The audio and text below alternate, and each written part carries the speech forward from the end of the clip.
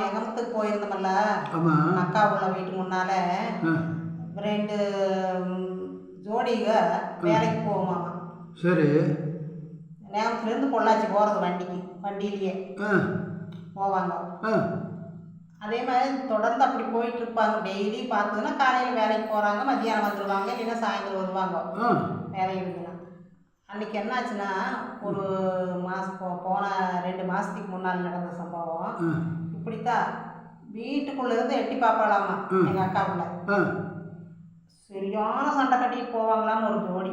ஜோடி. ஆ ஒரு 50 வயசு 55 வயசு தான் இருக்கணும் 2 பேருக்கு. 2 பேருக்கும் வண்டியிலே சண்டை கட்டிக்கிட்டே போகிறது. வண்டி தான் போகுது, வண்டியில் போகுது. என்னன்னா இப்படி சத்தம் கேட்குது அப்படின்னா 2 பேர் வண்டியில் தான் பயங்கரமாக சண்டை கட்டிட்டு போகிறது.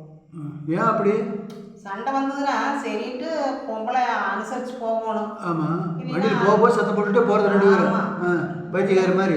இப்போ உள்ள சமையல் கட்டில் இருக்கிறா எங்கள் அக்கா உள்ள சமையல் கட்டு தான் இருக்கிறா. இவன் ஓடி வந்து பார்க்க வேணும் வெளியே. அந்த அளவுக்கு சண்டை வண்டியிலே. ஏன்னா இவங்க தான் 2-3 தடவை அந்த மாதிரி 4-5 தடவை இந்த மாதிரி இருக்குமாமா சண்டை. இவங்க 2 பேர் ஓரானாலே தெரியும். அந்த அளவுக்கு அந்த ரோடு முடிகிற வரையும் கடைசி வரையும் சத்தம் அப்படி கேட்கறதாமா. ஒரே இடத்துக்கு தான் வேலைக்கு போகிறாங்களா? ஒரே இடத்துல தான் வேலைக்கு போகிறாங்களாட்டு. சண்டை கட்டப்பட்டாங்களோ இங்கேயே பிடிச்சிட்டு போயிடுறது. போய் சண்டை கட்ட முடியாத 4 பேர் இருக்கிறப்போ ரோட்ல போகையில அத்தனை சத்தம். அவரு என்ன பண்ணுவாருன்னு தெரியல. ஆனா பொம்பளை கொஞ்சம் அடக்கடமா போயிருந்தா ஒண்ணுமில்ல. வீட்டில் நடக்கிற சண்டையா வெளியே நடக்கிற சண்டையினாலும் கொஞ்சம் அனுசரிச்சு போயிருந்தா பரவாயில்ல. பயங்கரமா சண்டை கட்டுறது. சரி. இது என்னன்னா போறவங்க இதே தெரிஞ்சு போச்சு. 2 பேரும் தான் போறாங்க அப்படிங்கிற அளவுக்கு எதாவது இருக்கு. சண்டைனா பயங்கரமா கட்டுறது. அது வர்றாங்கனாலே இப்படி சண்டை. ஒரு 4-5 தடவை கட்டாவுல பார்த்துட்டு அப்புறம் பார்த்ததுன்னா ஒரு 10 நாள் கழிச்சு பார்த்ததுன்னா சண்டை கட்டி அந்த ஆள் இறந்து போச்சு. எப்படி இறந்ததுன்னா குப்பரை உழுதுதாம இறந்து போச்சாமா. மண்டையை உடைச்சு. குப்பரை உழுந்து மண்டை உடைச்சு. ஆமாம். இது என்னடா புதுசாக இருக்குது. அதுதான் பாருங்க என்ன நடந்ததுன்னு தெரியல. அது எதுக்கு அப்படியெல்லாம் சண்டை கட்டணும். அவரு அந்த ஆளு அப்படியே இருந்தாலும் டென்ஷன் பண்ணி வண்டியில போற சண்டை கட்டுன்னு எப்படி இருக்கு. அந்த கோவத்துல வண்டியில எங்கேயோ போய் அடிச்சு விழுந்ததுன்னு என்ன ஆகுறது. அந்த மாதிரி எல்லாம் பண்ணிட்டாங்க. சண்டை கட்டி அந்த மனுஷன் செத்தும் போதும்.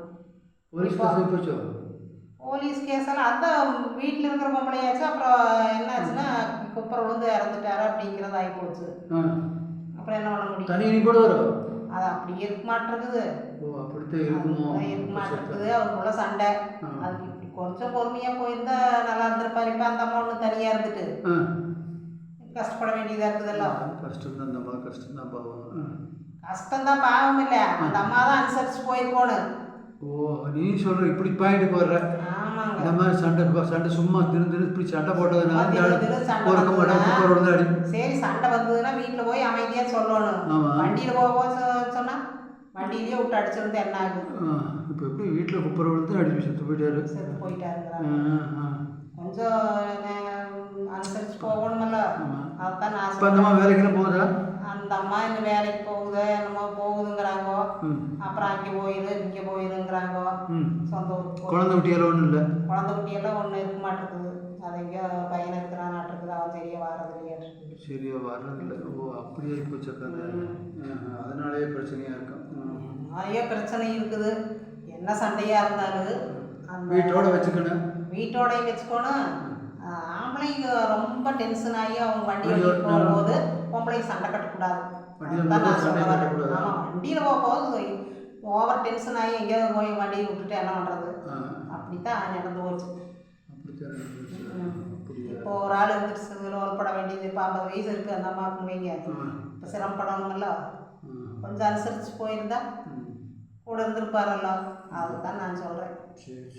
கோபம் வரும்போது கொஞ்சம் குணமாக சொல்லி வீட்லேயே சண்டை முடிச்சுட்டு போக முடிக்கலாம். வீட்லேயே சண்டை முடிச்சுட்டு அமைதியாக போகலாம். ரோட்டில் போகும்போது சண்டை கட்டிட்டு போனால் என்ன பண்ணுறது. ஆமாங்க. நீங்கள் பார்த்து சண்டை கட்டாமல் இருக்கீங்க. சரிங்க.